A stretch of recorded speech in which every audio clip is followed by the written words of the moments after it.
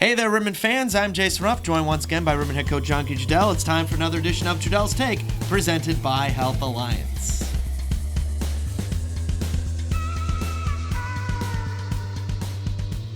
Ribbon back at home following an impressive sweep against the Vermilion County Bobcats. Gee, it's not often you get an 8-1 victory on the road, but when you do, what does that do to a team's confidence and the building and the development as we've been talking about the last couple of weeks?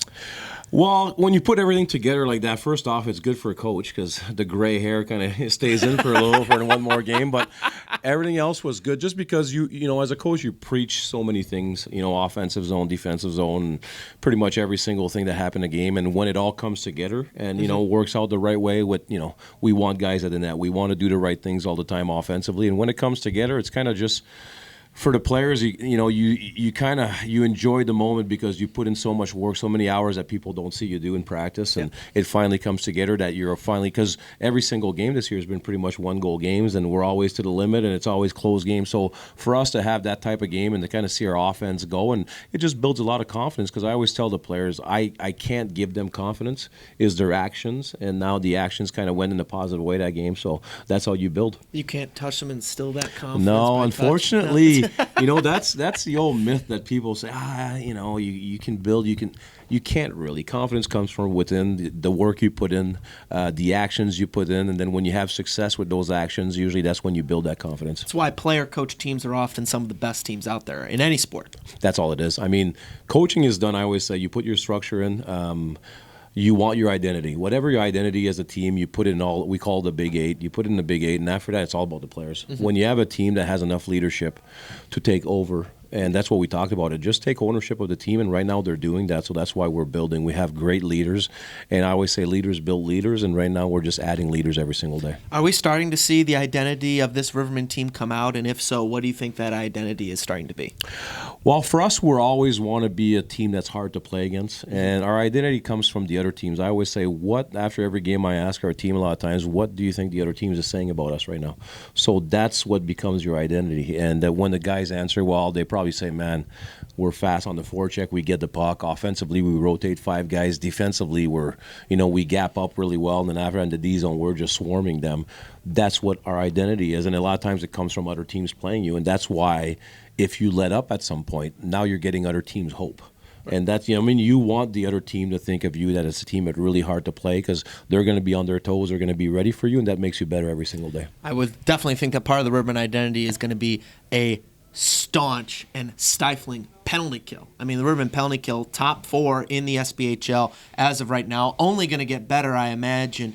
Took a big step, I thought, against Vermilion County, really shutting down Vermilion County's, the Bobcats' power play attack. Even though they've had some struggles, they get a power play goal at a certain point, it could potentially turn that game around. That's how important special teams are. I feel like last year in the playoffs, if you look, our power play got that big goal to tie the game there in the last game of the year, and that's what special teams are. And right now, it seems like as a PK go, we go. Yep. Our PK has been strong the last 2 games. We played extremely well, and I still think we're way off of what we should do. I think our triggers are kind of slow. I think our rotations are slow. I think we have average sticks right now.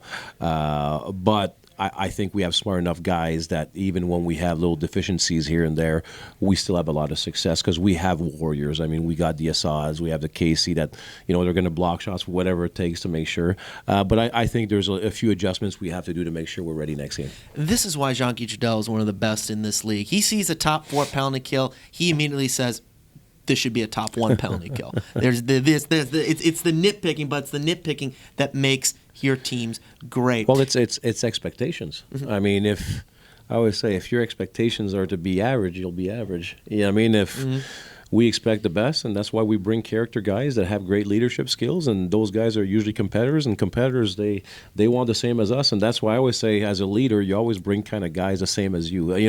I read that a lot of places. Unfortunately, I don't want a lot of myself, but that's kind of who you surround yourself with, and those guys are just warriors that want to get better every single day, and that's why even when we're not perfect or, there's a few deficiencies here and there, I still think we have enough warriors and character guys that still make it work. Let's stay on the defense. The Rivermen actually, I looked the stat up today. The Rivermen have 2 of the top 3 scoring defensemen in the SPHL, Nick Neville and Zach Wilkie, in large part because of their assists. I mean, the two combined have 5 goals between them. When you look at the offensive production you're getting from your defensemen, helping facilitate offense, when necessary, scoring goals, what stands out to you in terms of what they bring to the table? Well, first, I believe all the D should be up there with points, but they're lucky enough. I always say it's a privilege to be on the power play. So, as a top guy in the power play, if you're a smart guy and understanding the next play all the time, you're going to get those assists. And they well deserve. I mean, they're very smart hockey players, those two. But I believe guys like Barks and those guys are going to get up there also. We have a certain type of way we do things here in Peoria, and our 5-man rotation is key. We trust our forwards enough that when a D, has to rotate, which is part of that rotation, there is no reins on our D going in. We just don't want him to be reckless, but that's why I think offensively you'll see a lot of our defensemen over the years are going to get a lot of points just for that reason, because you play power play one, you're going to get, I call them the free points, the second assist that you just make a play and then a play develops, and then if you rotate a lot, you're going to have points here and there, and especially with an offensive team like us, and I think our identity, one of our big ones offensively, is guys at the net, so every shot from the point becomes a scoring chance because the goalie can't see it. So I believe all my Ds should be doing it, and I think we're going to keep building that way. Speaking on points, Alec Bear is now currently on a 6-game goal scoring streak. The all-time SPHL record, by the way, is 12, just to keep that in the back of everyone's mind. Is he just starting to become Mr. Reliable for this team, and especially with Alec Hagman coming back, it just seems like players who play with Alec Bear not only make him better, but Alec Bear makes the players around him better. Well, Bearsy's a certain type of player. Since I got him from the trade, he's been Mr. Reliable. I mean, he's a top 2 center for our team every single year. In the last 2 years, he's been our number 1 center offensively, and he does a lot of good things because he's a puck possession guy. Yeah. So if you learn to play with a guy like that, it's simple, but it could be difficult also because you have to find the next spot all the time. But, I mean, Bearsy brings a lot to the table. He's, we are a puck possession team, and he's a big part of that. And skill-wise, I think he's the best in the league when it comes to centermen wanting the puck, having the puck. And like I said, since we traded for him, he's Mr. Reliable. And over the last 2 years or so, defensively, he made some phenomenal strides. I'm not afraid to put him in the last minute of the game when we have a 1-goal lead because he's always in the right spot, and he's very sneaky fast at getting those recoveries, and he's just doing a phenomenal. He's Bearsy, man. He's the MVP of the league. Exactly. Reigning MVP of the league. He's supposed to be. Exactly. Now, another person I wanted to bring up is Marcel Godbout. 2 games back, he's already played. No goals, but he's got 2 assists. It just seems, to me at least, that one of these games Marcel Godbout's just going to break out and get like 2, maybe 3 goals. Do you kind of get that feeling as well as he kind of gets a bit more acclimated into the SPHL game? Yeah, I think Marcel's a goal scorer. I mean, that's going to happen for sure, and we just want him shooting the puck. I think in Vermilion he had a few opportunities that he kind of did not shoot the puck. I think he's a shooter. He's a great shooter, but he's also a great playmaker. So he's Marcel. We're just lucky to have him back here, and I don't know how long it's going to be for, but we're happy to have Marcel, and we know what he does well. And right now we had a time. That's what we did all day today. We just worked on our special teams and on our power play for an hour. So that's where you have, I always say offensive guys, when you get a lot of good touches on the power plays early, that's when the confidence grow, and then all of a sudden those goals start going in. And when Marcel gets one, the bug, because he hasn't scored in the ECHL this year, so once he gets one and the bug of scoring goals comes again, I think Marcel is going to put a few in a row. Because just like Alec Bear had a slow start to the season, then all of a sudden, boom, off and run. And that's what offensive guys are, and especially goal scorers are very streaky when it comes to goal scoring. It's all a confidence thing again, and once you get one, we know Marcel is going to keep going and do what he has to do. And I mean, I think he's got the best wrist shot, the best shot in the SPHL. So for us, like I said, we're lucky to have him. I don't know how long we're going to have him, but as far as he's here, he's going to play every power play and make sure we can, scratch and claw and get everything we need to get from Marcel as long as he's here. Absolutely. Now the Ribbon actually getting some reinforcements back. Alec Hagman's back after serving his 3-game suspension, and Austin Wisely back from the IR. He's been on the IR since early November. What are the Ribbon getting back? Obviously, I think we all know what the Ribbon are getting back in Alec Hagman, but in Austin Wisely, what do you get back from him in terms of both a two-way threat and someone who you can play in a variety of situations? Yeah, well, we want Wise we want him to pick it up. We want him to become that penalty killer, that shot blocker, that guy in the D zone that closes really quick, and the guy that you have a one goalie that you can put on the ice because you can trust him as a winger, you can trust him as a D.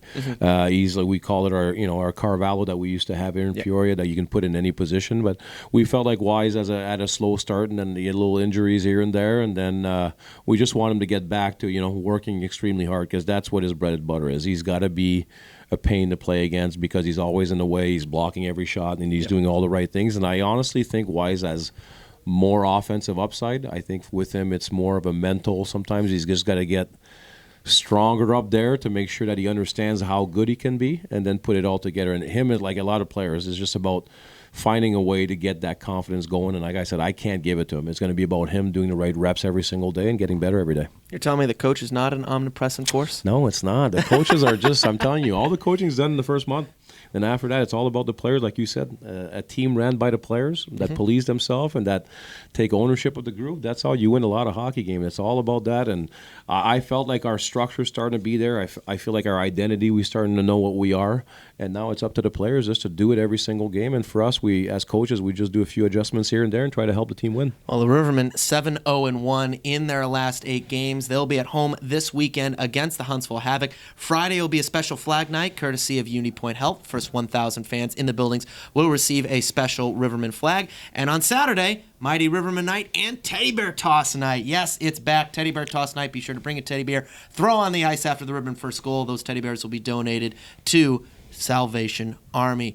Guy, I got a question for you. No. Regarding Teddy Bear Toss. I'm not doing the flying V breakout on the power play. I wasn't going to ask that. I'm not. The boys were asking today in practice. How about the flying V? Yeah, we're not doing a flying V. I know you want it, but we're not doing it roughly.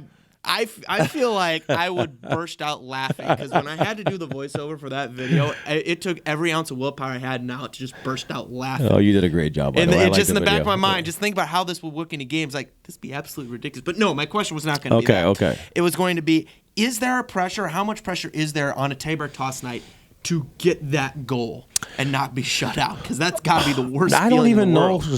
Is there pressure at all? I don't.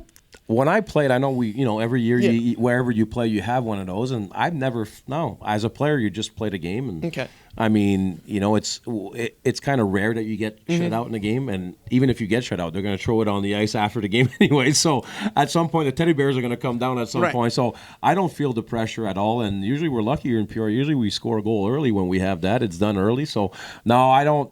As a coach and as a player when I played, I never felt pressure. I just know that you're trying to win the game. So if you start thinking about all those things, you're probably not in the right frame of mind to actually play a hockey game. So no, I think the boys are just going to go out there and do what we have to do to try to beat a really good Huntsville team. That's right. Huntsville is a very good team, but the Rivermen have already shown they can beat them. They're going to try to do so again this Friday and Saturday before the holiday season. Just one last quick question for you, Guy, while I have you.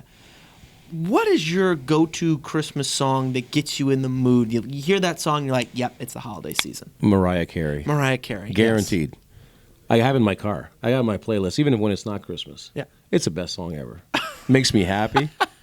It just makes me happy, man. So, Mariah Carey. There you go. And I'm lucky at home. Angie and the kids are like, it's Christmas for 25 days at home. Yep. So we do a lot of Christmas songs, a lot of Christmas movies. Tonight we're going to see 2 light shows. So, yeah, at our household, Christmas is big, so I know every single song in the playbook. But Mariah Carey's your go-to. Carey's my go-to. That opens up the season. It makes me happy, man. Well, hopefully the Rivermen making a lot of folks happy here this weekend. Again, Rivermen at home against Huntsville Friday and Saturday night. Hope you'll be able to join us. Puck drop at 7:15 p.m. Guy, thanks so much for your time. We'll talk to you again on Friday night. Love you, buddy. Great job. For Jean-Guy Trudel, I'm Jason Ruff. This has been Trudel's Take, presented by Health Alliance. We'll see you next time, Rivermen fans.